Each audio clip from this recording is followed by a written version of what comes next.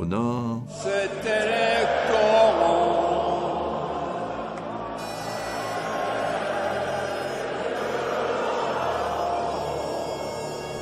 Il fallait que je sois tout à la France, parce que quand je dis je suis tout en candidat, je suis tout à la France, parce que lui, il est tout à la France. Avant Villepinte, moi j'ai dit à Eric, écoute, on s'intitule pas comme ça, candidat à l'élection présidentielle.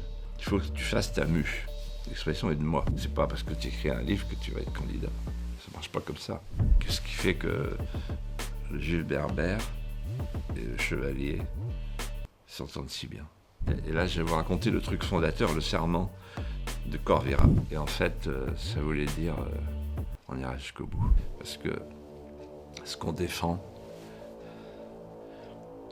c'est pas un programme, c'est une civilisation. Tout ça, c'est une info que vous donnez en fait. Il est pas venu faire un tour de piste. Non, Il reviendra pas à son état, à sa vie d'avant. je crois pas une seconde. Il est devenu maintenant un homme politique.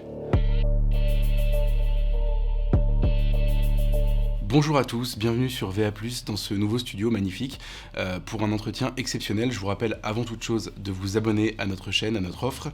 Et nous recevons aujourd'hui de manière un peu exceptionnelle Philippe de Villiers. Moi je suis très heureux de réaliser cet entretien pour une raison très simple, c'est qu'en fait on vous a pas entendu pendant cette élection présidentielle, pendant cette campagne. Vous avez été très présent, très actif, vous allez nous raconter pourquoi et comment, mais vous n'avez pas fait de médias en fait, vous n'êtes pas apparu alors que normalement on vous trouvait dans les colonnes de Valeurs Actuelles, du Figaro, à la télévision, sur tous les plateaux. Et en fait, je crois que la dernière fois qu'on vous a vu à la télévision, c'était sur CNews, dans l'émission de Charlotte Dornelas, quand vous avez rallié Éric Zemmour, et depuis, plus rien. Silence radio. Ma première question, c'est pourquoi ce silence ? Parce que j'avais expliqué à Éric Zemmour, en Arménie, lors de notre voyage commun, que je le rejoignais pour lui, et pas pour moi. Qu'est-ce que ça veut dire? Ça veut dire que je décidais de ne faire aucune interview pendant la campagne, aucune réunion personnelle, comme peuvent faire les porte-paroles, aucune émission, enfin, voilà. Pourquoi? Pour être tout au candidat. C'est-à-dire qu'en fait, je lui ai dit, moi je veux pas de poste, je veux pas de titre, j'ai pas d'ambition. Une fois que la campagne sera finie, je retournerai chez moi, en Vendée, pour faire autre chose. C'est simplement, je suis là pour Éric Zemmour, parce que je crois en lui. On se connaît depuis 36 ans. Et donc, si la moindre pensée qui me paraît sensée, la moindre formule qui me paraît percutante, la moindre élaboration, esquisse de stratégie qui me paraît judicieuse, c'est pour toi. C'est pas pour moi. Parce que quand on est porte-parole, forcément, on parle du candidat, mais avec ses mots, et on use des mots qu'on ne donne pas au candidat. Voilà. Et donc, en fait, j'ai voulu être dans l'humilité oblative. Ça peut surprendre beaucoup. En fait, vous avez déjà été candidat à la présidentielle 2 fois. Oui. Vous avez fait de la politique pendant très longtemps. Vous avez incarné beaucoup de choses dans votre vie. Vous avez été ministre même. Et tout à coup, en fait, vous disparaissez. Ça n'a pas été dur d'être autant absent de la lumière. En général, les politiques, on dit qu'ils cherchent la lumière. Vous, ça vous a pas dérangé plus que ça ? Non, pas du tout. Non.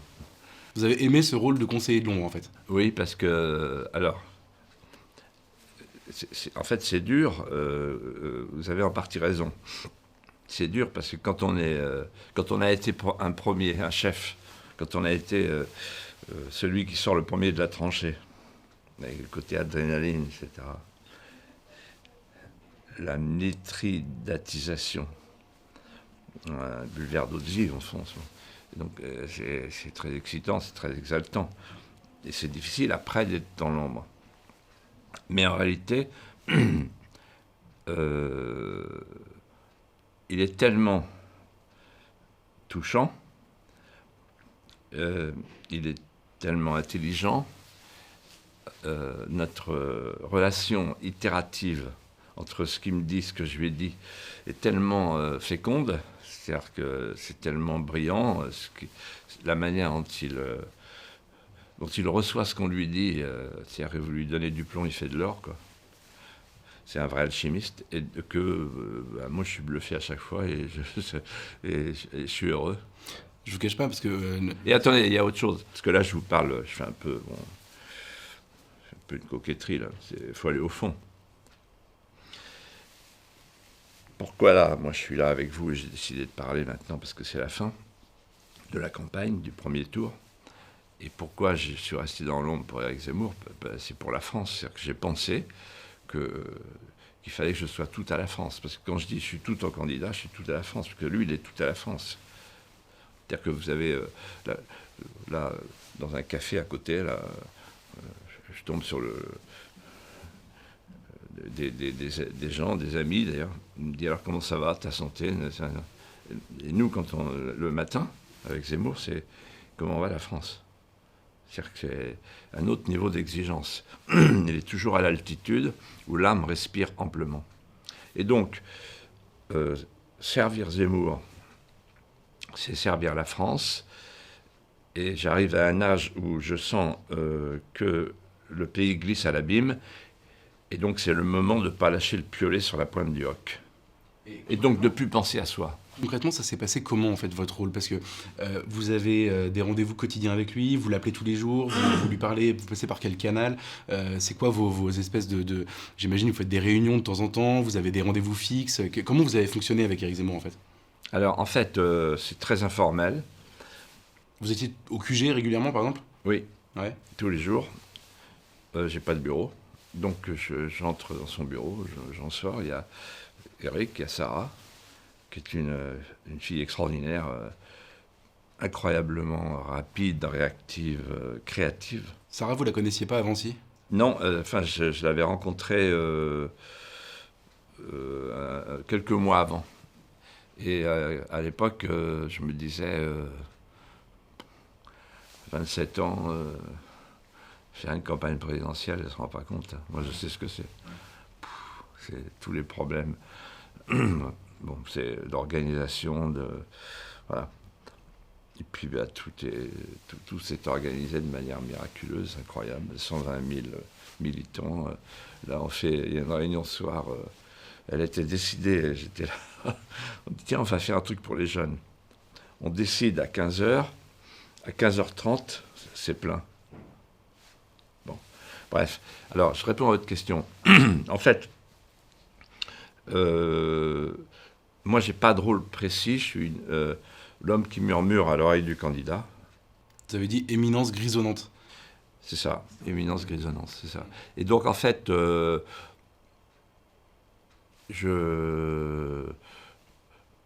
y a la préparation des émissions, il y a la préparation des grands discours, il y a... Alors, concrètement, par exemple, une émission, ça se passe comment? Vous trouvez des formules, vous lui dites faut que tu parles de ça, les discours, vous faites quoi? Vous écrivez, vous prenez la plume, vous écrivez des morceaux de discours? J'écris des bouts de trucs, Ouais. où souvent je dicte, parce que Sarah, elle va très très vite. Donc elle prend des notes pendant que vous dites... Non, elle prend des notes et elle dit, tiens, ça c'est... Ou alors il y a Éric qui dit, ah! Donc par exemple, chez le Trocadéro, par exemple, vous avez écrit une partie. Alors, je vais vous dire un truc. Le principe du blanc, puisqu'on dit plus nègre, Ah oui. le principe du blanc, c'est qu'il ne s'exprime pas. Oui, d'accord, on est là pour ça, Philippe. Il est dans l'humilité. Non, ça restera à jamais. Vous l'avez fait pour tous les discours ou vous l'avez fait... Donc, j'ai fait ce que... comme disait Lahire, j'ai fait ce qu'un soldat a l'habitude de faire, et pour le reste, j'ai fait ce que j'ai pu. Donc, voilà. Je ne compte pas maintenant faire le mariole. Non, mais l'idée, c'est de comprendre comment ça s'est fait, en fait, parce qu'on n'y assiste pas.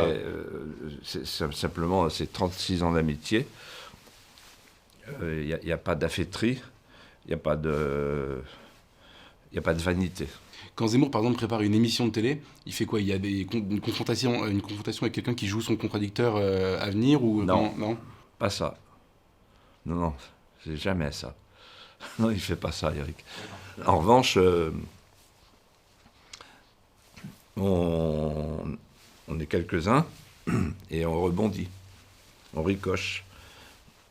Et donc, qui sont les autres, par exemple, dans ce genre de cénacle? Guillaume Pelletier, Ouais.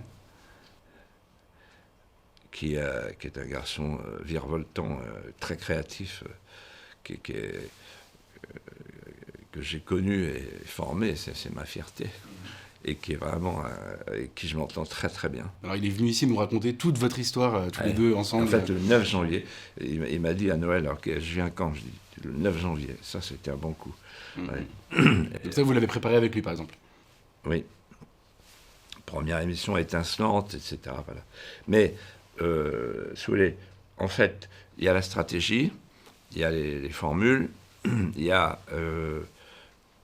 aussi l'aspect affectif.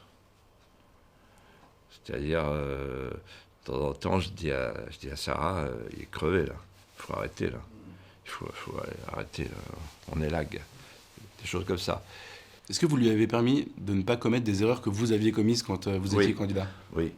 Ah, par exemple, je me souviens, moi j'ai assisté à une scène où vous lui donnez, entre guillemets, l'idée, ça devait être en janvier, je pense, l'idée des grands meetings. Alors il en faisait déjà, il avait déjà fait Villepinte, il avait déjà fait des grands meetings, mais vous racontez à Zemmour, moi j'étais présent, que Chirac avait tué le match avec Balladur en 95 en faisant la porte de Versailles, je crois. Et donc à ce moment-là, vous commencez à parler déjà du Trocadéro, vous commencez à parler des grands rassemblements. Ça, vous pouvez peut-être le raconter, c'est amusant de voir comment s'est construite la stratégie des grands rassemblements pour montrer en fait le nombre qu'il y avait derrière lui. Oui, alors en fait, très vite, ça c'est quand il faut raconter l'histoire. En fait, c'est Villepinte. Quand avant Villepinte, moi j'ai dit à Eric, écoute, on s'intitule pas comme ça candidat à l'élection présidentielle. Il faut que tu fasses ta mue. L'expression est de moi. Après, elle a fait Flores. Et la mue, c'est passer du statut de l'éditorialiste champion du monde des plateaux au statut de homme d'État. Puis après, il y aura l'étape suivante, je lui ai dit, le passage de la mue, la nouvelle mue, homme d'État, chef d'État. C'est-à-dire la présidentialité. C'est là-dessus qu'on a travaillé. Et quand je l'ai vu à Villepinte, depuis ma télévision, il m'a assez reproché d'ailleurs de pas. Mais d'ailleurs, vous êtes. Il y a une histoire qu'il faut raconter. C'est Zemmour s'attend à ce que vous soyez là à Villepinte. Je crois même qu'il y a une chaise à votre nom au premier rang, et vous n'êtes pas là. Et à ce moment-là, dans la presse, on lit que Zemmour est très déçu. Il dit que, comme toujours, quand on est trahi par un ami, on est déçu. Qu'est-ce qui se passe à ce moment-là? Pourquoi vous venez pas en réalité? Alors en fait, je viens pas parce que je suis sceptique. Et je me dis, j'attends qu'il donne des preuves.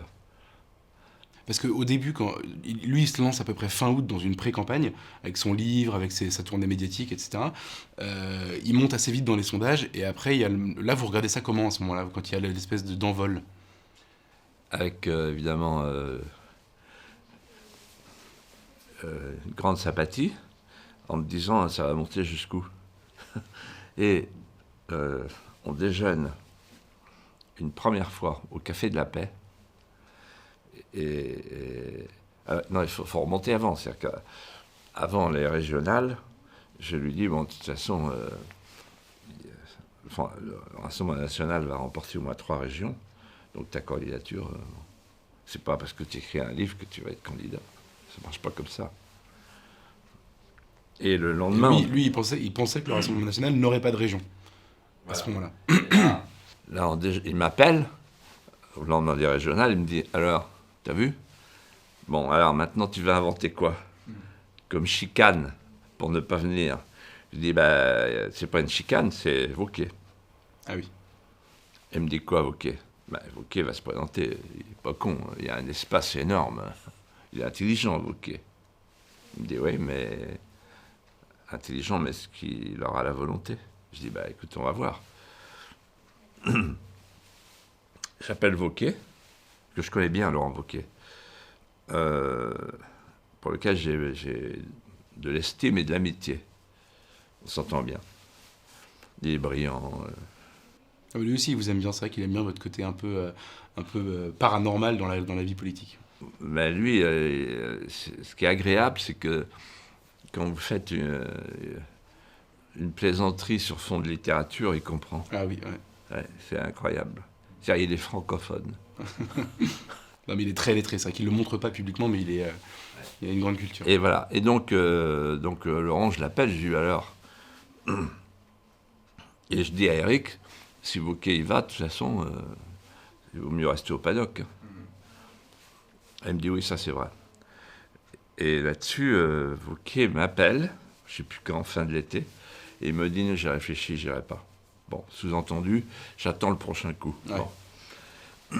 Je dis il n'y aura peut-être pas de prochain coup. Parce que c'est souvent, quand on laisse sa chaise vide, elle se remplit toute seule. Et là, nouveau déjeuner au Café de la Paix. Et il me dit alors, Wauquiez? Je dis ben non. Alors tu vas inventer quoi maintenant? Je dis je sais pas. Il me dit la dernière fois qu'on s'est vu, j'étais à 3%, tu m'as dit tu passeras pas à la barre des 5. Je dis d'accord, mais maintenant tu as vu, je suis à 7. Oui, 7 c'est extraordinaire, c'est parce que tu le vends un livre, voilà. Mais une fois que ton livre aura fini le circuit, qu'est-ce que tu vas proposer? Ma candidature. D'accord, on verra à ce moment-là, mais ça peut décrocher, hein, parce que éditorialiste, bon, c'est news, c'est pas la France. Hein, alors, tu me rappelles Tixier-Vignancourt, en 1965, on m'a raconté qu'il croyait être au deuxième tour parce qu'il faisait des chapiteaux. Il avait le même chapiteau, il circulait partout de ville en ville. Là, il avait 5000 personnes par ville. Et il avait toujours les mêmes, en fait. C'était 3000 militants qui campaient. Et partout, on disait, mais quand même incroyable, il remplit son chapiteau. Voilà. Donc je lui dis, il me dit, oui, tu comprends, partout où je vais, il y a des jeunes, etc. Je remplis, je signe jusqu'à minuit, 1h du matin. Je dis, oui, d'accord, mais enfin bon, une circonscription électorale, comme dirait Péguy, n'est pas forcément une circonscription électorale. Donc, calmos. Bon. Il me dit, bon, d'accord. Donc, en fait, tu viens pas. Je dis, mon heure n'est pas encore venue. Donc, on sort,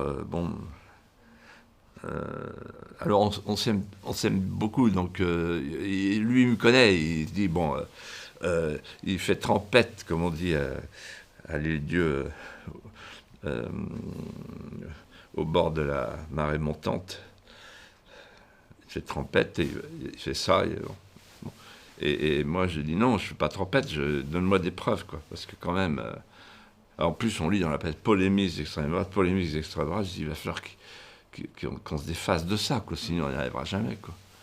Donc il va faire les 40e rugissants, les 30e hurlants, tout, les vaccérates à l'arrière, tout. On va se prendre des paquets de mer. Bon. Et il y a un mois, d'ailleurs, le mois de novembre est horrible parce qu'il y a à Marseille, ça se passe très mal, il y a le truc du doigt d'honneur, il y a le Bataclan. Là, c'est le moment où vous commencez à vous dire, il va pas y arriver, en fait. Non, alors le moment où je commence à me dire, c'est pas ça, c'est le voyage en Angleterre et le voyage en Suisse. Ah oui. Parce que là, je me dis, il se comporte comme un grand candidat, on dirait Balladur. Ouais. Mais c'est pas en Suisse qu'il va aller chercher des voix. Bon. Donc là, je suis un peu désarçonné. Et vous venez pas à Villepinte. Là, on est quelques semaines. Et donc, jours en fait, dans la semaine d'avant Villepinte, j'ai plein d'amis, beaucoup d'amis qui m'appellent et qui me disent tu peux pas ne pas y être. Ouais. Bon, c'est une faute de ne pas y être. Et je me dis on va voir comment ça tourne. Bon. Moi, je pensais exactement ça d'ailleurs. Je trouvais ça très bizarre que vous y soyez pas. Oui, absolument, mais beaucoup de gens m'en ont voulu sur le coup. Et alors, mais je vais vous dire ce qui s'est passé. Ouais. Ce qui est intéressant, c'est que je le vois et j'entends les journalistes le lendemain, et tout pendant Villepinte, qui disent c'est un homme seul, la preuve, même Philippe de Villiers n'est pas venu, alors qu'il devait venir. Quand vous le dites à Éric Zemmour, vous l'appelez pour lui dire que vous venez pas ou pas? Absolument. Et ça se passe comment ce coup de fil du coup? Une voix marmoréenne désespérés, admirables et qui me font le cœur. Et je me dis, je suis un lâche. Et du coup, à Villepinte, vous êtes devant votre télé en Vendée, en fait. Non, mais alors, souvent, quand je suis devant la télé, d'abord, je pleure. Ah, vous pleurez devant la télé. Ouais. Il y a ma fille Blanche qui est là, qui me dit papa, papa, papa. Je dis stop. Et vous avez honte. attendez, là, quand j'entends les journalistes qui disent Philippe de Villiers n'est pas venu, etc., je me dis putain, ils vont voir.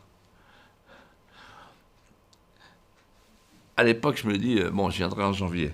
Bon, c'est une manière de repasser, de repousser son courage faiblissant.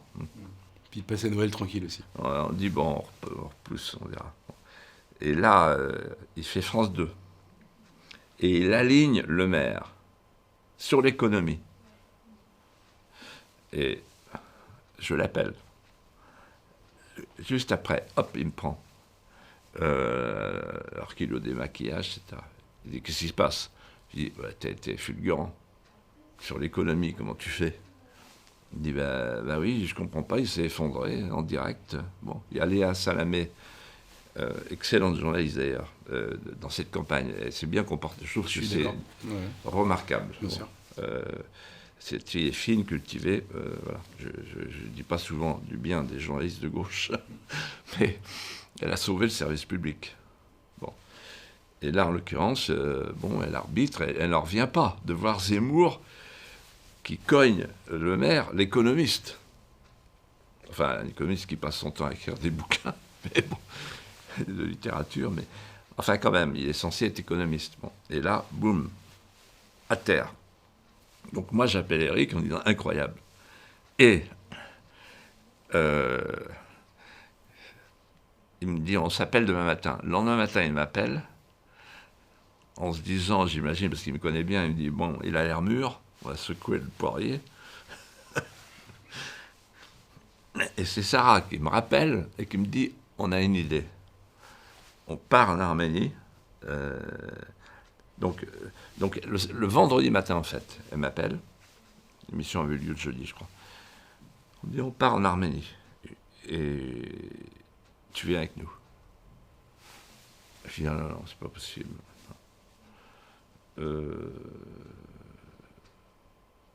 Vendredi après-midi, c'est ça. Et donc le départ était le samedi.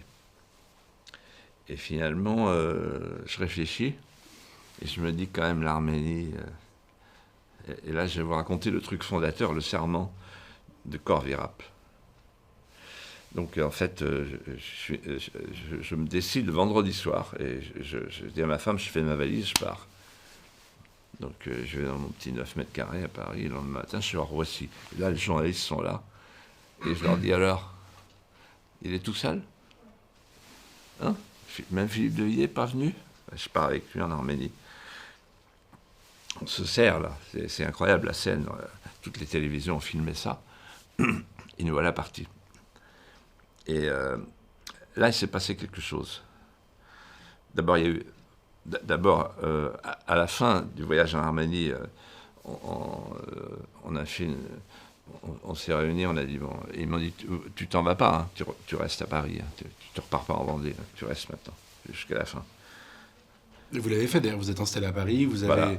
Parce que habituellement, il faut dire aux gens qui ne savent pas forcément, mais vous êtes quand même tout le temps en Vendée, et vous faites un saut de temps en temps pour une émission, pour la promotion de vos livres, et c'est vrai qu'on ne vous voit jamais. Alors, il faut savoir qu'au bout de 3 jours à Paris, 3 jours, je fais un malaise. Ouais. Oui, j'ai du mal à respirer. Cette ville, ça c'est depuis Hidalgo en fait. Et, je sais pas pourquoi. D'ailleurs, il y a un problème maintenant de CO2. Hein, donc je me dis, je vais me mettre à la trottinette. Donc vraiment, tout Paris a changé, quoi. Le Paris estudiantin de Sciences Po en 1973, c'était, on respirait, quoi. Il y avait une respiration physique et intellectuelle et morale. Alors maintenant, on est dans le Boboland. et où tu te pries pour un con si tu fais pas du vélo d'appartement, quoi, tu vois. Bon. Et là, du coup, il s'est passé... Et donc là, je reviens. Donc première visite, on va au plus vieux monastère arménien, qui est le plus vieux monastère de l'ère chrétienne, puisque c'est 2e siècle, 3e siècle. Et à un moment donné, on est adossé au mont Ararat, là où, selon la légende, a été déposée l'arche de Noé. Donc c'est une puissance symbolique incroyable, recouvert de neige éternelle, 5000 mètres de haut. Donc Éric fait sa déclaration en disant voilà pourquoi je suis là en Arménie, au cœur du plus vieux pays de notre civilisation, etc.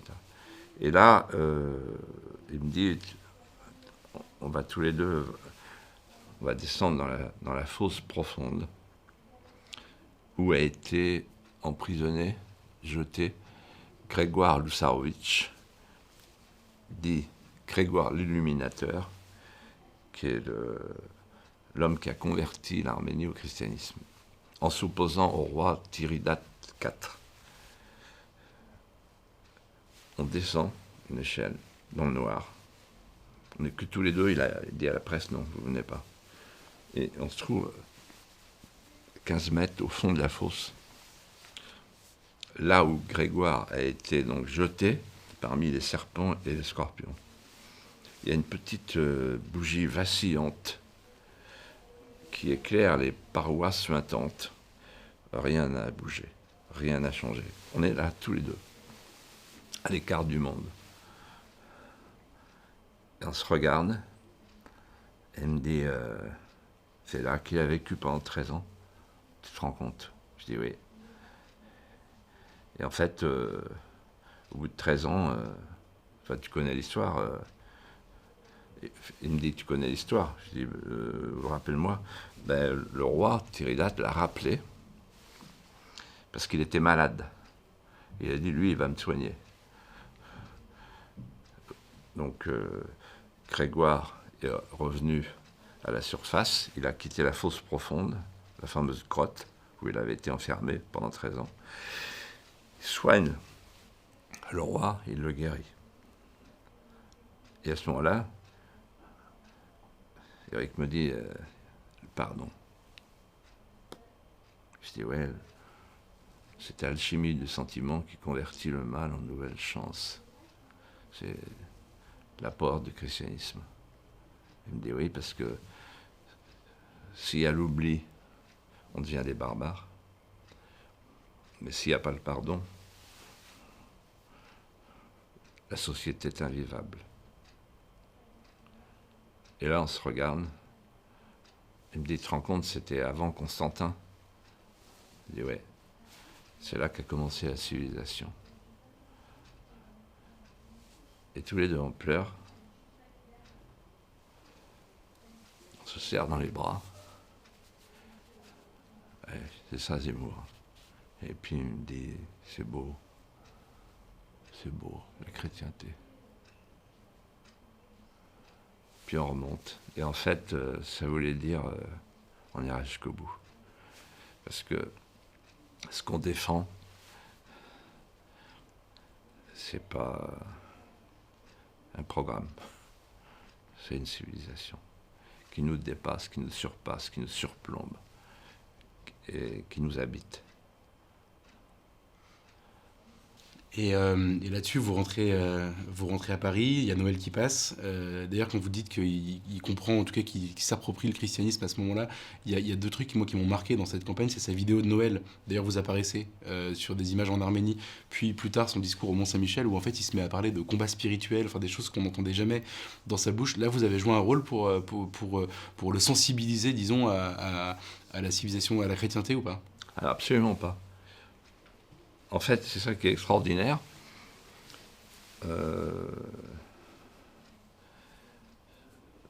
Si vous voulez, un jour, il me dit, j'y peux rien, j'ai les évangiles qui coulent dans mes veines.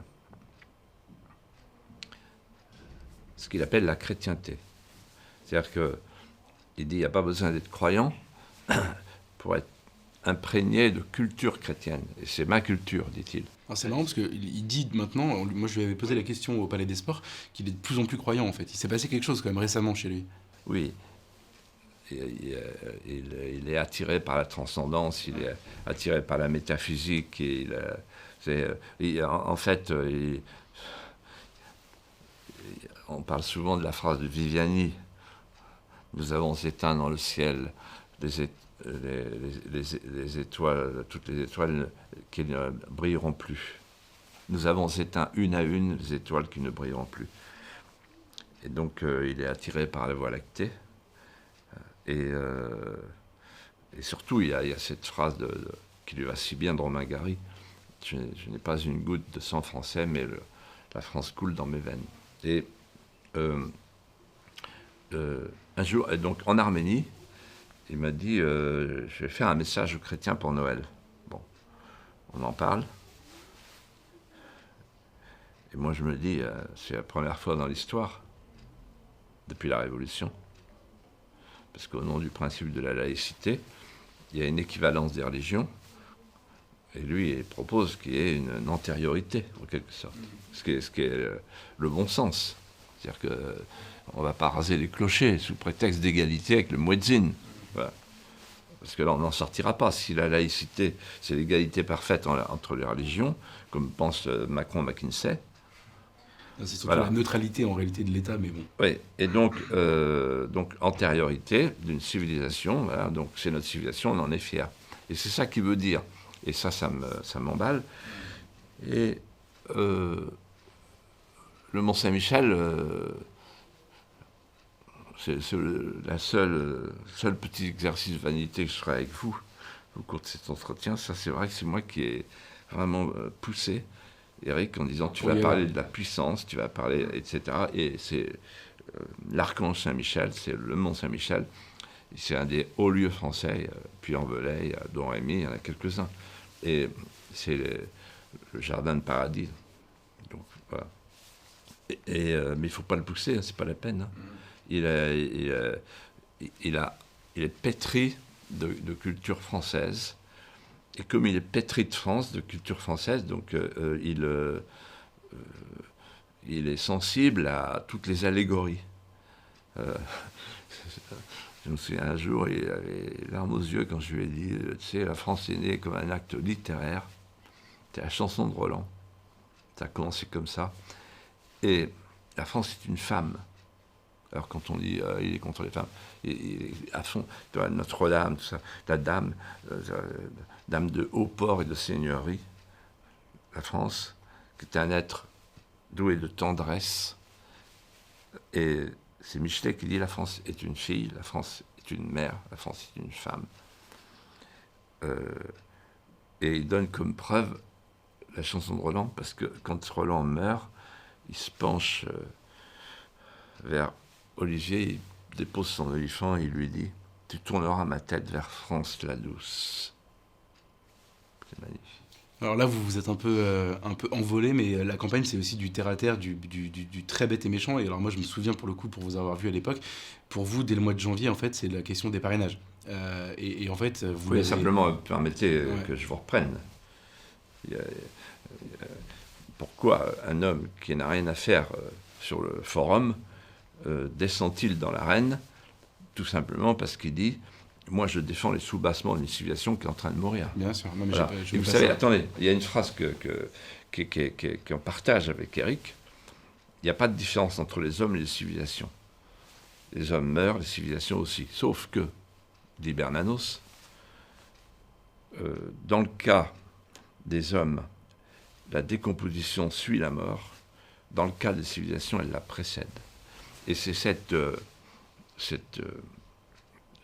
inquiétude, cette angoisse de voir notre pays glisser à l'abîme parce qu'il perd le fil de sa civilisation qui a conduit Eric à prendre cette décision magnifique et d'aller jusqu'au bout.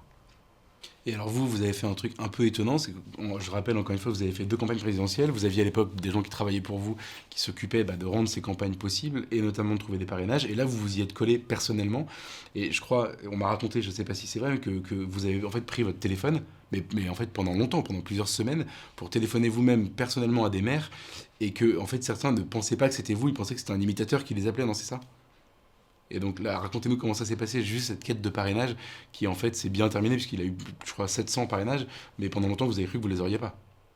Ben, oui, enfin, à un moment donné, fin janvier, on a fait les comptes et on s'est dit, au rythme où nous allons, au rythme de 3 parrainages par jour, je sais plus, c'est foutu.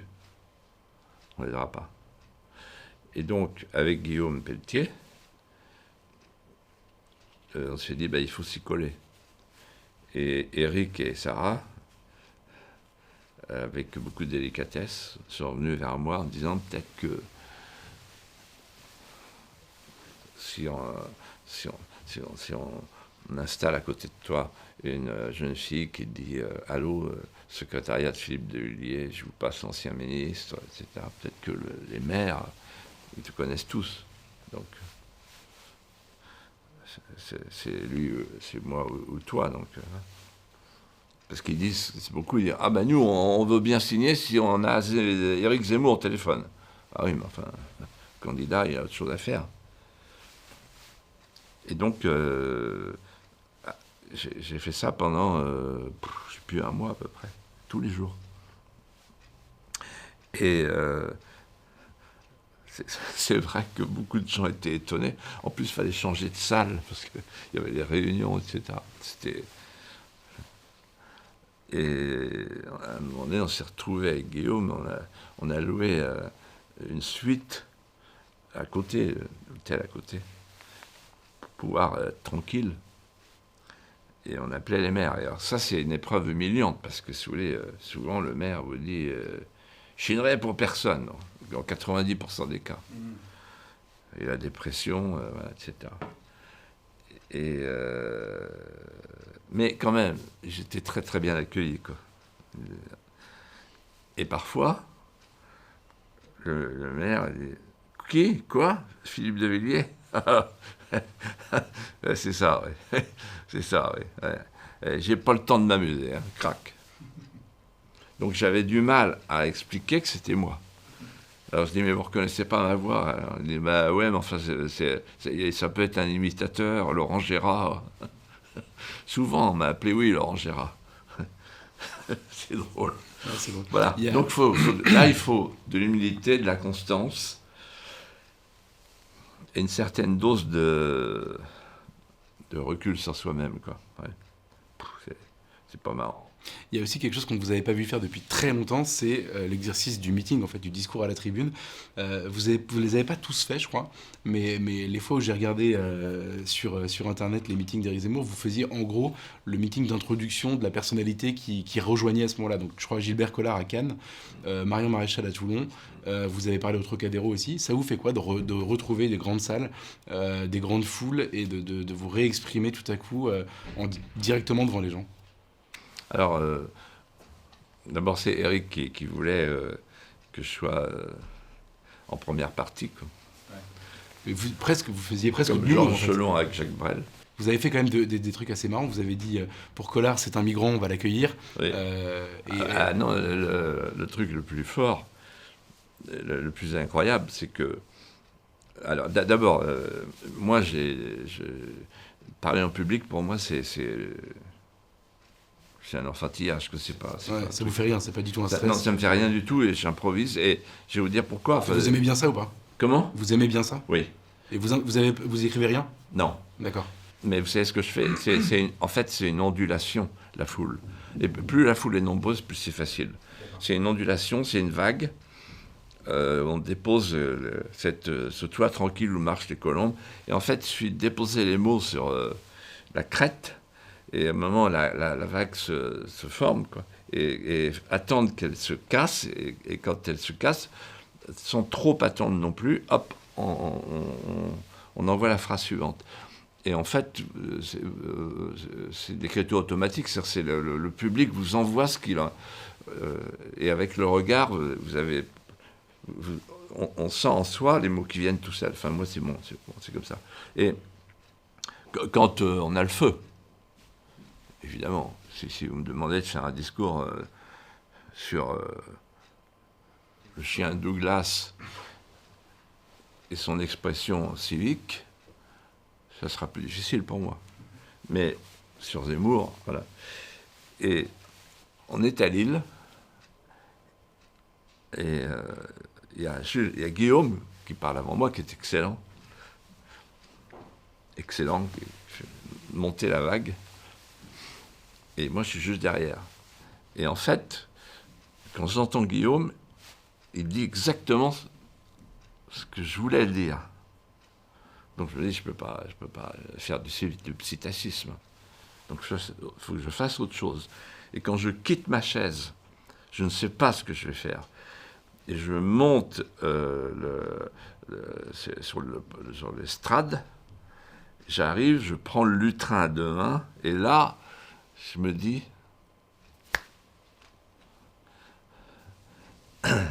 au nord, c'était les corons.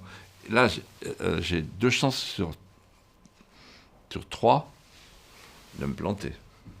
Et si je me plante, tout le monde me regarde en disant, mais il n'est pas bien, non? On est quand même dans un truc sérieux, c'est l'élection présidentielle. Et là, j'ai le risque que Éric, qui est toujours délicat avec moi, mais que Éric et Sarah me disent à la sortie, bon, là, t'es un peu gâteux, quoi. Là. Parce qu'on peut dire ça, quand même, de mon âge. Hein. Bon, ça peut arriver. Hein. Bon. Et donc, en fait, ce qui se passe, vous revoyez les images, c'est incroyable. Oui, la foule chante. Il y a 7000 personnes, 8000, qui se mettent à chanter. Et je ne peux plus les arrêter. Et pour les arrêter, je me retourne pour faire stop, stop. Voilà. Et donc, en fait,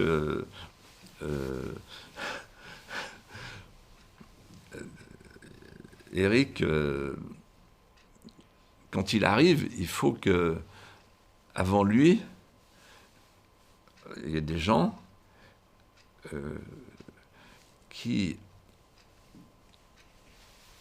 prennent le contact avec le public et le mettent en état d'écouter son discours. Donc c'est mon rôle. Et puis alors évidemment, quand il y a Marion, quand il y a Guillaume Pelletier,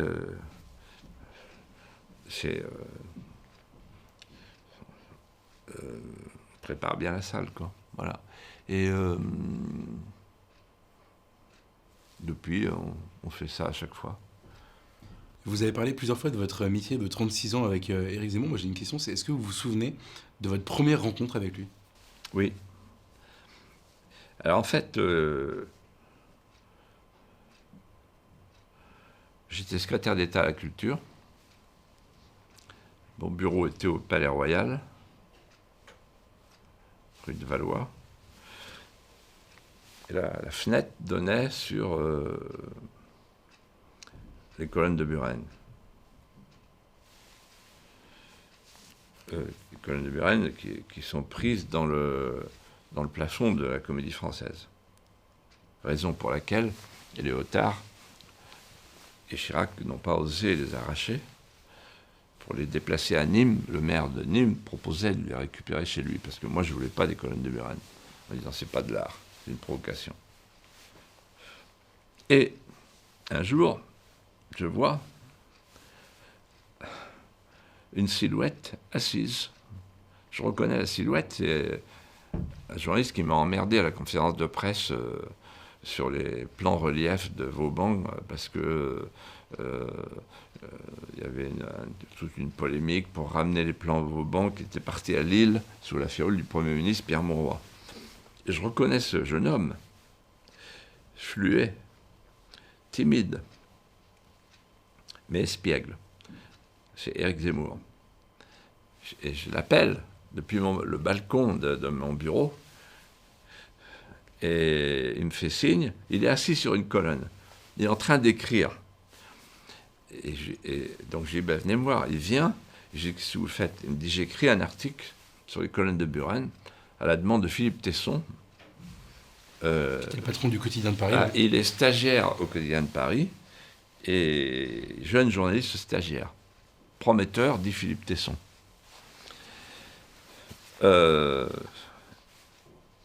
Et alors, à l'époque, il faut voir ce que c'est que le Quotidien de Paris. Il y a Dominique Jamais, il y a Paul Gilbert, il y a des plumes incroyables. Bon. Et Philippe Tesson, c'est pas n'importe qui, le père de Sylvain. Un homme remarquable. Tout le monde lit le Quotidien de Paris. C'est l'époque où la droite française était encore de droite. Ouais. Et là, on se lie d'amitié. Parce qu'en fait, on a la même conception de la culture, c'est-à-dire qu'on voit évoluer la culture de l'esthétique à l'anthropologie, avec Jacques Lang. C'est-à-dire que moi, j'inaugure des musées du Bouchon de Liège, de la Saucherie de Morue, c'est-à-dire qu'on passe à l'anthropologie. Et alors que pour nous, n'est culturel que la manifestation de l'esprit portée par un sens et pétri d'une intention esthétique. On est d'accord sur cette définition. Lui et moi.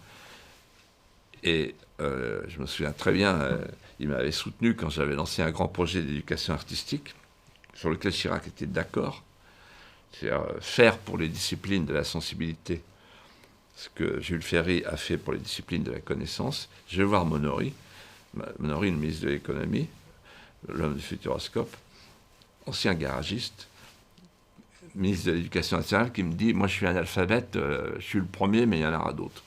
Un prophète.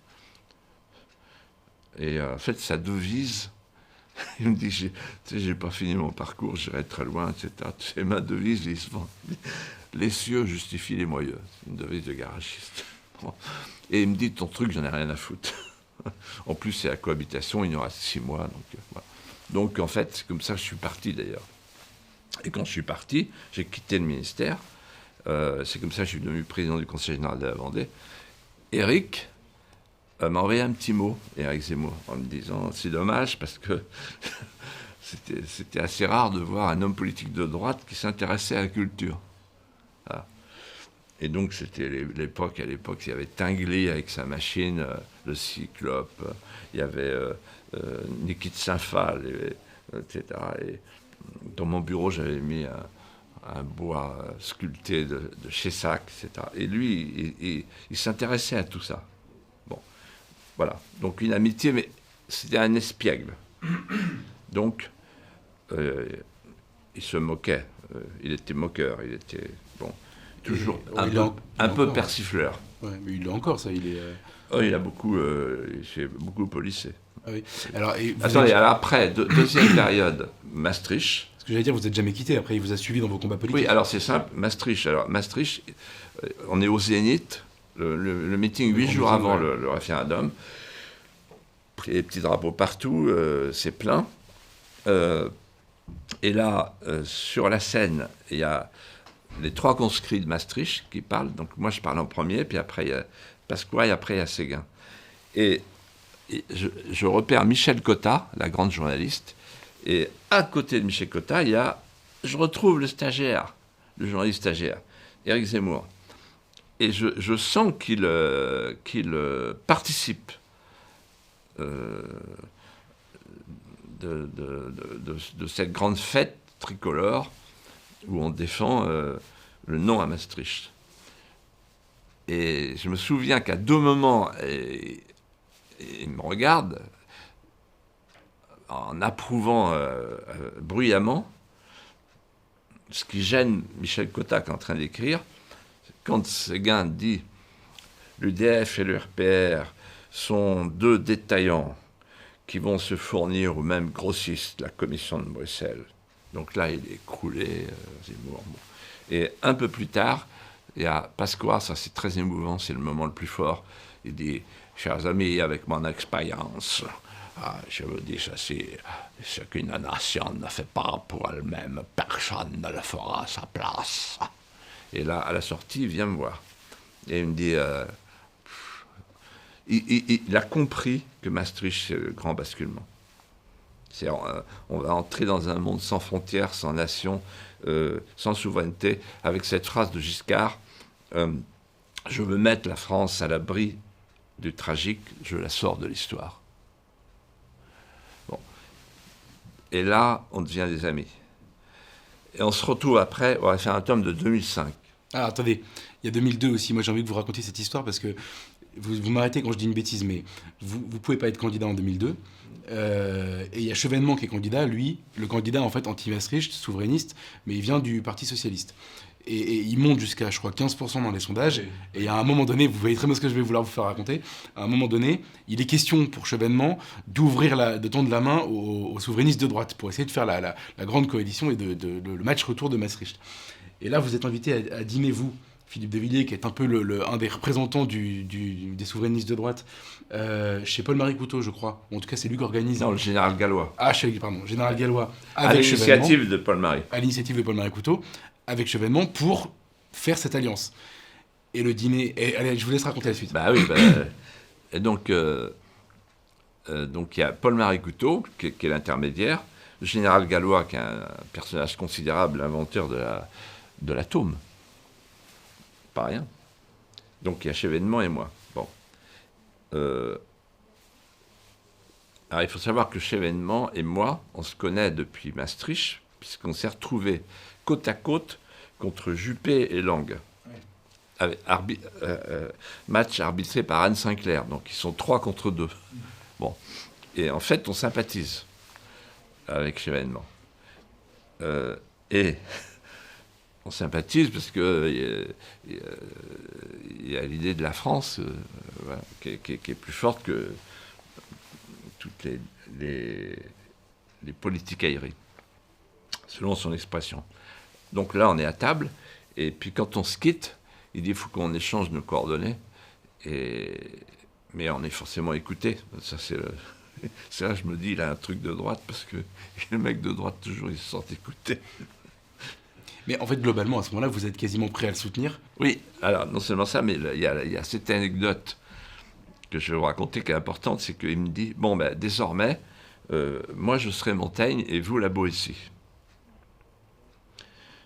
Et donc, quand je vous appelle, je dis, allô la Boétie, et vous vous appelez Montaigne. Il me dit, impeccable. Le lendemain matin, à Europe 1, on entend Philippe de Villiers prêt à soutenir Chevènement. Et je reçois un coup de téléphone de ma collaboratrice, qui s'appelait Fabienne, remarquable collaboratrice. Il est 8h, qu'est-ce qui se passe ? Elle me dit, je viens de recevoir un coup de téléphone elle est bordelaise, important, d'un certain Montaigne. Donc je pense que c'est une blague, parce que Montaigne, il est mort. Et elle est bordelaise, elle connaît Montaigne. Et donc il a demandé la Boétie, et il m'a dit que vous comprendriez sur mon insistance. Parce que moi je lui ai répondu, non, c'est Philippe de Villiers ici. Alors il dit, oui, mais demandez à la Boétie de me rappeler. Le truc complètement fou. Et qui avait donné l'info ? Éric Zemmour. Et il avait écrit dans Le Figaro à l'époque ? Non, mais il avait filé l'info, je sais pas, à Europe 1. Il avait pas fait en tout cas, c'était l'accusé. Là, on s'est fâché, là. Parce que Éric était proche de Chevènement aussi. Oui. Et en fait, il a balancé l'info, et donc ça... il a dû avoir l'info par un des commensaux. On ne sait pas qui. On ne sait pas, il y a un énorme doute. Ouais. Il y a un doute. Et il a balancé ça sur Europe 1. Et donc le truc a capoté à cause de lui. et du coup, la Boétie et Montaigne se sont séparés. On n'a jamais rien écrit ensemble. Voilà. Mais alors, ça c'est 2002. Et après, 2005, donc là on a suivi... voilà. Et là en 2005, mon directeur de campagne c'est Guillaume Pelletier. Et c'est Guillaume qui, un jour, me dit, directive Bolkenstein, il faut un truc... Et il dit... plombier polonais. Ouais. Alors, il nous a raconté ça ici, plombier polonais ou architecte estonien. Oui. Et vous choisissez plombier polonais qui restera dans l'histoire. Oui, et j'arrive à l'Assemblée, dans la salle des 4 colonnes, et je dis plombier polonais, vous vous rendez compte, etc. le plombier, parce que c'est à cause du plombier de Fernand Reynaud. D'accord. Qui c'est? C'est le plombier. D'accord, Voilà. ok. Donc là, je me dis, c'est bon, voilà. Et après, ces cons-là, ils rebondissent en face de nous, de nos adversaires, les commissaires de Bruxelles. Et il y a la droite mondialiste qui dit ils s'en prennent aux plombiers polonais, ils s'en prennent à la Pologne de Wałęsa, la Pologne de Jean-Paul II, n'importe quoi. Voilà, et on a gagné. Voilà. Lech Wałęsa qui était Et donc venu- là, en fait, vous avez le trio.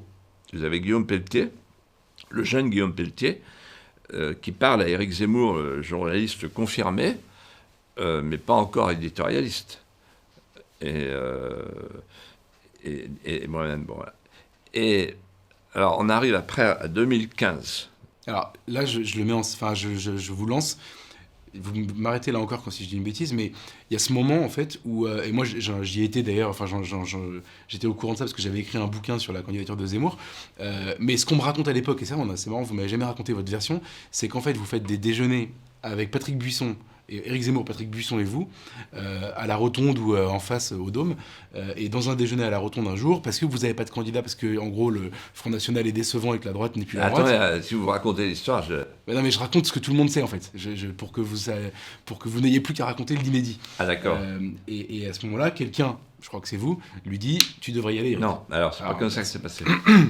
Non, donc on se réunit tous les trois. Il faut dire que Patrick Buisson a été mon conseiller en 1994 quand on a fait le carton avec Jimmy Goldsmith sur le libre-échangisme mondial des élections européennes.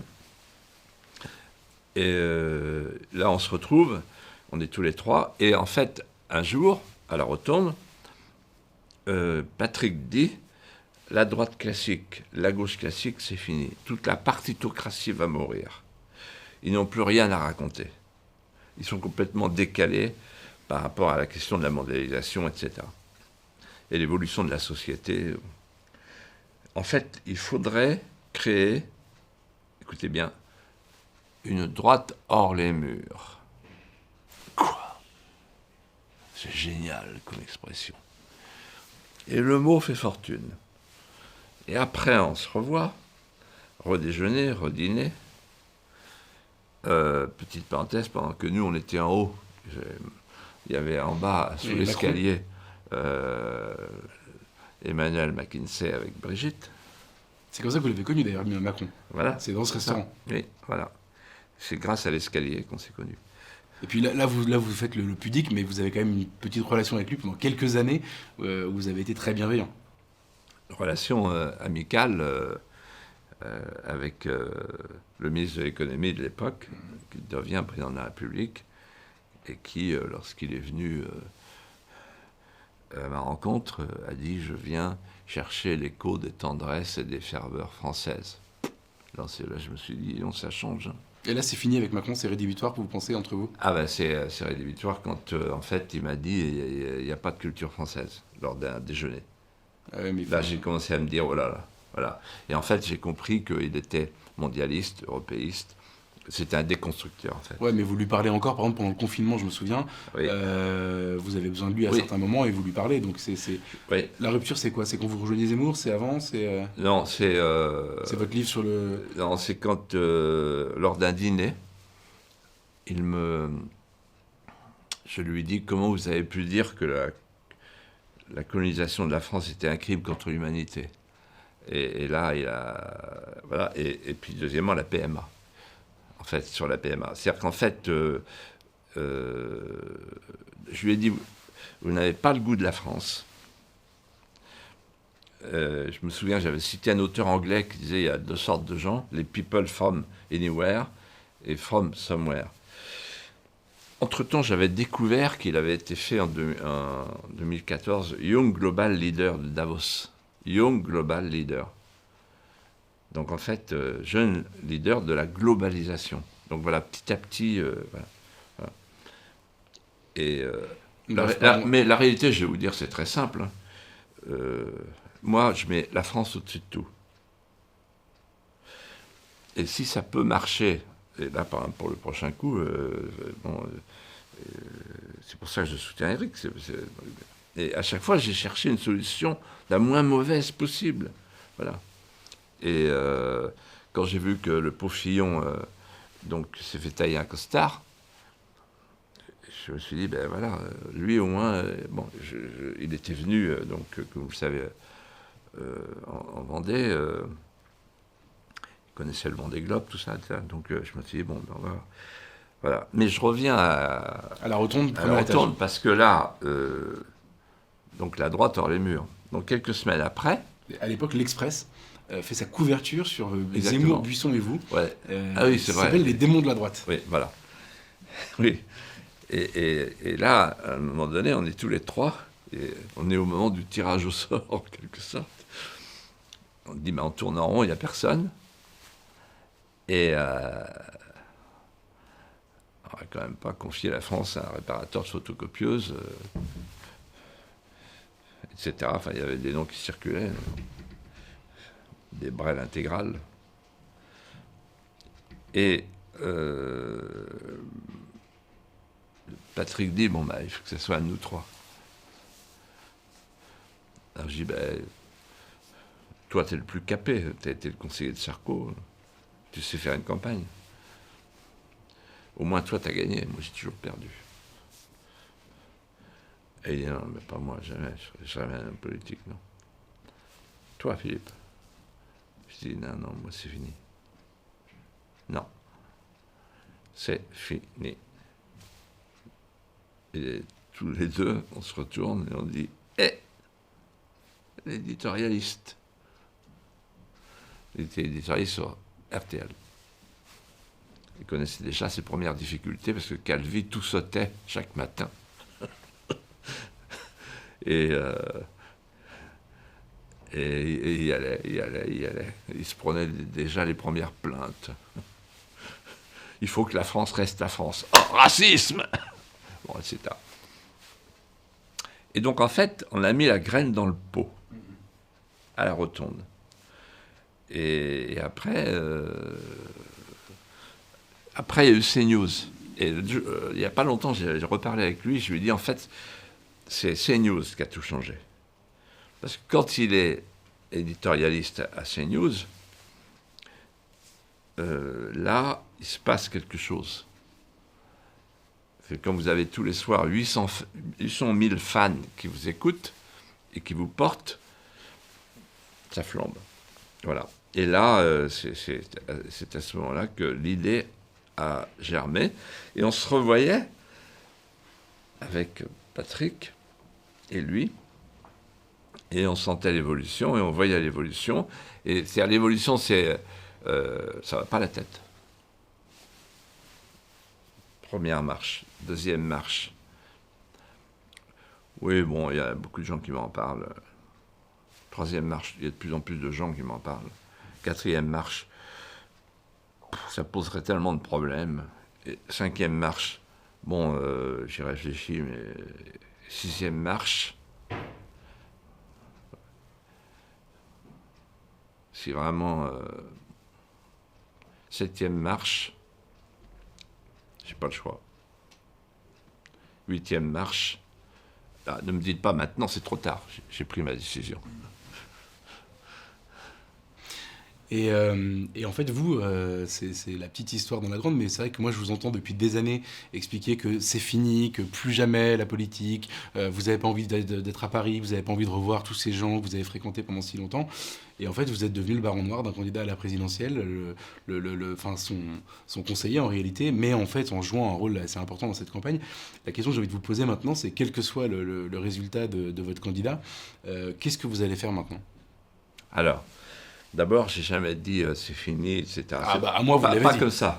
Oui, mais attendez. Ah oui, la politique et après vous disiez mais il y a la France. Je me rappelle très bien de cette distinction que vous faisiez. Voilà. Donc ma question c'est non. vous Alors, et la politique, qu'est-ce qui va se passer ? Je rectifie parce que je suis pas, si vous voulez, comme je suis pas Antoine Pinet, quoi. Je suis pas le gars qui dit je repars chez moi, quoi. Oui. Je serai plus tranquille. Alors, je la pose différemment. Voilà. Philippe, j'ai deux questions. Non, alors attendez, j'explique. Quand je quitte la vie politique active, j'en ai ma claque, mais je me dis, bon, je vais faire de la métapolitique. Ouais, est-ce que vous avez fait les Et attendez, et à ce moment-là, Richard Ducousset et Lise Boel, Albin Michel me disent, on va créer une collection tu vas faire des romans, la France, l'histoire de France avec des romans historiques. Et ils me disent, on commence par Charette, puis après on va faire Jeanne d'Arc, etc. Donc ça me prend une partie de mon temps, parce que contrairement à ce que beaucoup de gens croient, j'écris moi-même mes livres, je suis un petit artisan. J'ai pas de blanc pour écrire mes livres. Bon. Et donc, et j'en veux pas. J'écris avec ma plume, j'ai la passion des mots. Même l'ivresse porte des mots par moment. On me le reproche assez. Là, alors, le roman historique et les essais. Donc en fait, petit à petit, j'ai ma circonscription électorale, pour reprendre l'expression, et je fais des salons, etc. Je fais des conférences. Je me souviens d'une conférence à Versailles, il y a un monde fou, il y a Marion au premier rang, etc. Enfin, on flirte avec la politique, là. On n'est pas loin. Près de Lyon, je fais une conférence, il y a 2000 personnes, il y a Marion qui arrive à la fin, là aussi, etc. Donc on n'est pas loin de la politique, on est dans la métapolitique. Mais loin de moi l'idée d'y replonger. Je me dis non, ça jamais dans la vie politique active. Bon, voilà. Et puis, quand Éric me dit, mais tu te souviens, à la rotonde, quand elle dit, il faut qu'il y en ait un qui aille. Et maintenant, tu dis, non, il n'y a plus de droite hors les murs. C'est la droite en les murs, c'est quoi? C'est la droite sous les murs. Il n'y a plus de murs, il n'y a plus de droite. Il y a le confort. La couronne de laurier, c'est plus la couronne d'épines. Ça, vous n'avez pas supporté. Bon, je repose ma question.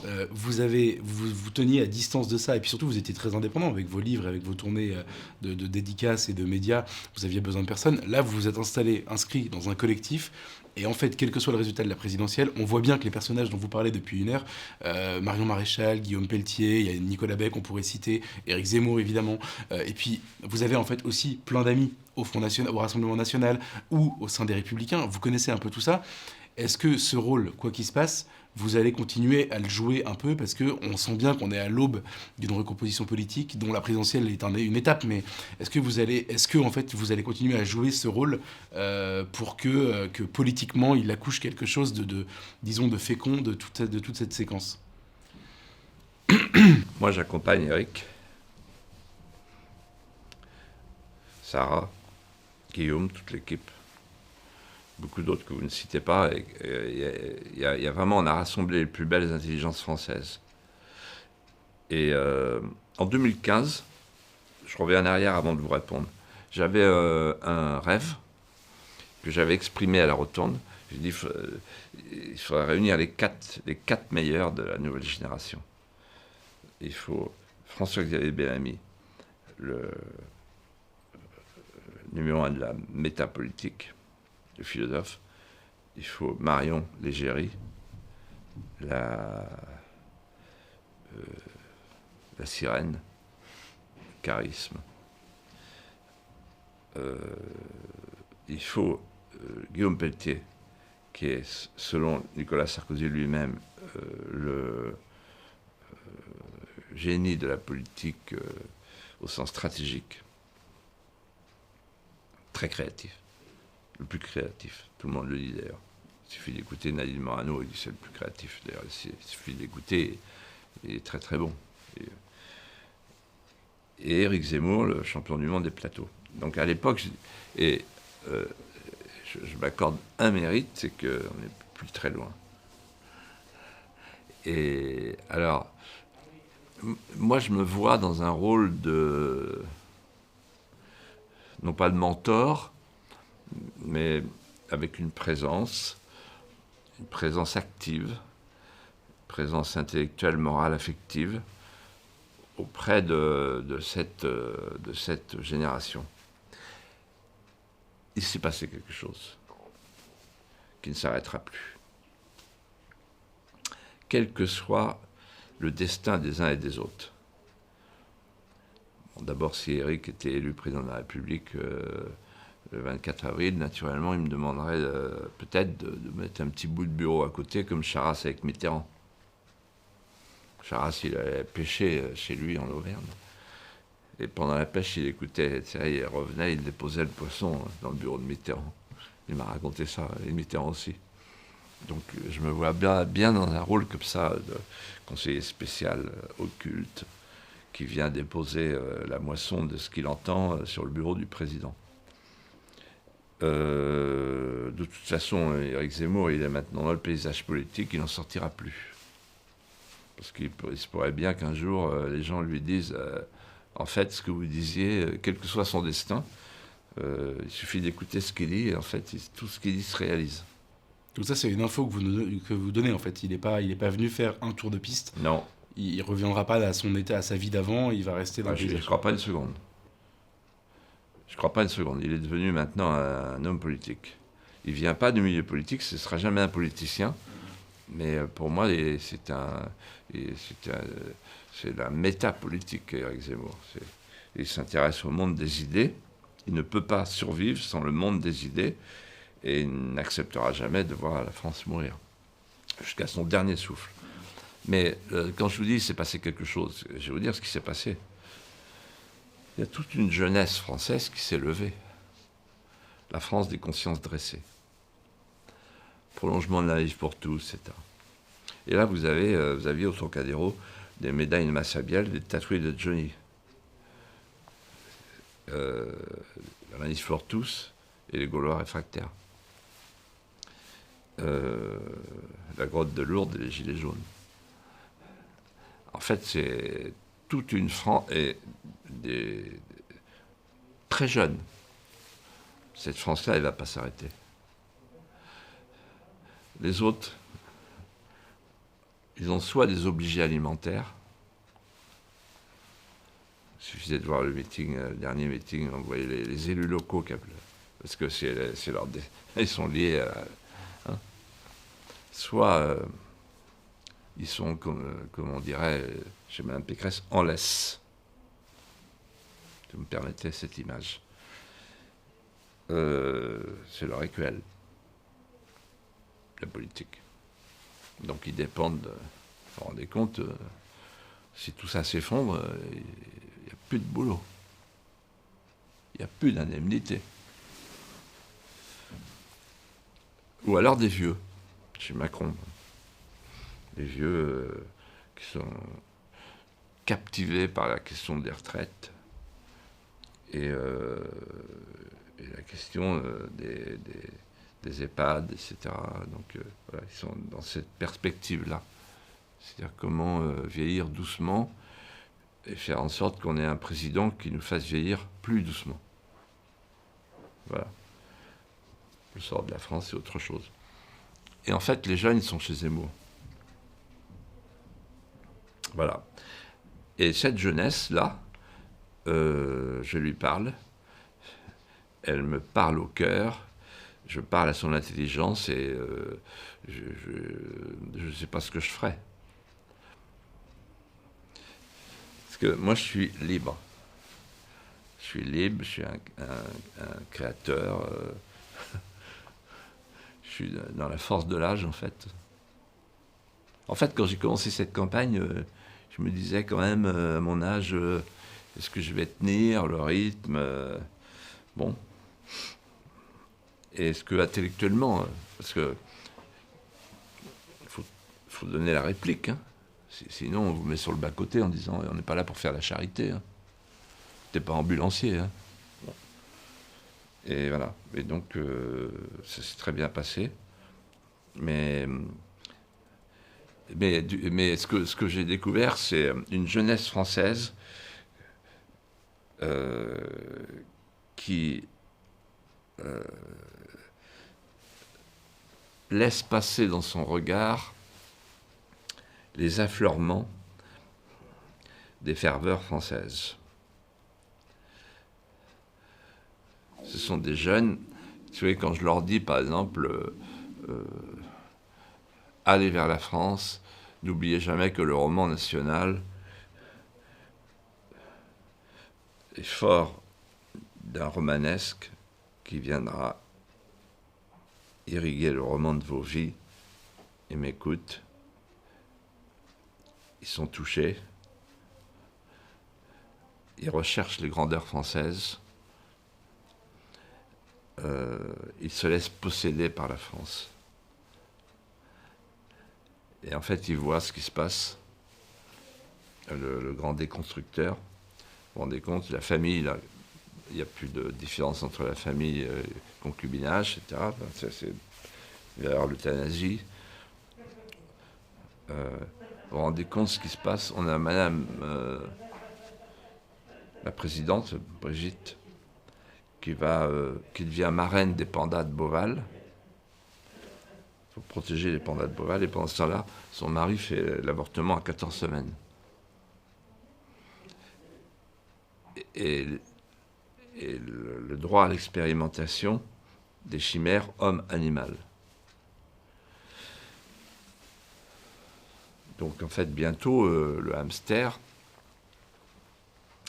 aura plus de droits que le petit homme. Il y a même des candidats qui veulent le statut de l'animal. Une candidate, surtout, c'est Marine Le Pen, quand même. Oui. Mais moi, je propose un statut de l'embryon. Parce qu'à un moment donné, il va falloir protéger le petit homme. Sinon, il n'y aura plus de petits hommes. Alors, quand il n'y a plus de petits hommes, quand on a l'avortement de masse et la migration de masse, chassé-croisé, on est remplacé.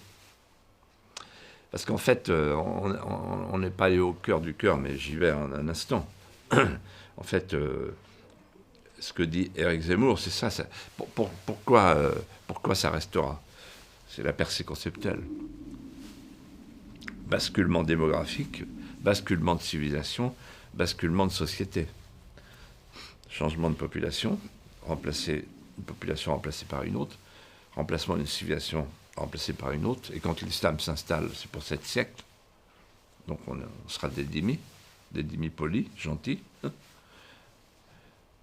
Et puis troisièmement, on a quand même là l'hygiénisme d'État liberticide, l'eugénisme, le post-humanisme macronien, avec une société qui n'est plus une société de voisinage avec des repères traditionnels, mais une société complètement distanciée, désaffiliée, déshumanisée, la société digitalisée, numérisée. On se dit plus bonjour, quoi. Et surtout, ce que je vais vous dire qui est très important, peut-être que les gens qui nous regardent vont trouver ça ridicule, mais bon. Enfin, moi, quand j'étais petit, j'étais fasciné par le miroir de l'apôtre Martin et du roi Clovis, parce qu'il y en a un qui était tout en béatitude, un anachorète qui mangeait des sauterelles, et l'autre qui était un barbare, un chef barbare qui avait le culte de Wotan, le culte de la force. Comment ça s'est terminé? À un moment donné, Clovis est allé s'agenouiller sur le tombeau de Martin et il a cultivé l'idée du manteau partagé. Donc la France inventée par la charité. Et là, quand il est devant Rémy qui lui dit « dépose tes colliers, fier Sicambre », il lui revient de faire l'unité. L'unité greffée sur la charité. C'est la France. Et si on comprend ça, on comprend que la jeunesse française à qui Zemmour parle soit si vibrante, si attendrie. Parce qu'en fait, ce que fait Éric Zemmour, il ouvre une nouvelle porte. Il fait passer les jeunes sous un nouveau porche. C'est plus la France puissante, c'est la France belle, la porte du beau. Aimer la France, non pas parce qu'elle est puissante, parce qu'elle est grande, mais parce qu'elle est belle. Et vous savez, quand on est tous les deux,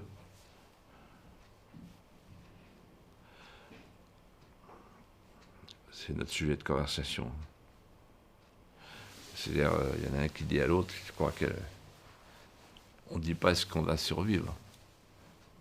Je ne lui demande pas des nouvelles de sa santé, ou lui de la mienne. On dit est-ce qu'elle va survivre? On sait de qui on parle. Je voudrais juste dire une chose. Un jour, on dînait tous les deux, c'était au Dôme, dans un petit salon. Et je lui ai dit, d'où vient cette passion que tu as de la France, puisque au fond tu es un juif berbère, donc tu as pas, c'était pas un Français de souche comme moi, donc. Qu'est-ce qui fait que le juif berbère et le chevalier s'entendent si bien? Il m'a dit, je vais t'expliquer. Quand j'ai tenu la main de mon père au moment de mourir, il m'a fait signe de m'approcher. Et à l'oreille, il m'a dit à voix basse, Eric, n'oublie jamais, la France nous a pris dans ses bras, notre famille. Il faudra que, à ton tour, toute ta vie, tu saches prendre la France dans tes bras. Merci beaucoup Philippe de Villiers d'être venu nous raconter cette campagne, ce personnage aussi, Éric Zemmour, qu'on ne connaît pas très bien personnellement, de nous avoir un peu raconté les coulisses de cette épopée que vous vivez en ce moment. Merci à vous de nous avoir suivis pour cet entretien. N'oubliez pas de vous abonner à la chaîne YouTube de VA+, ainsi qu'à notre offre toute nouvelle. Et merci d'avoir regardé cet entretien. À bientôt.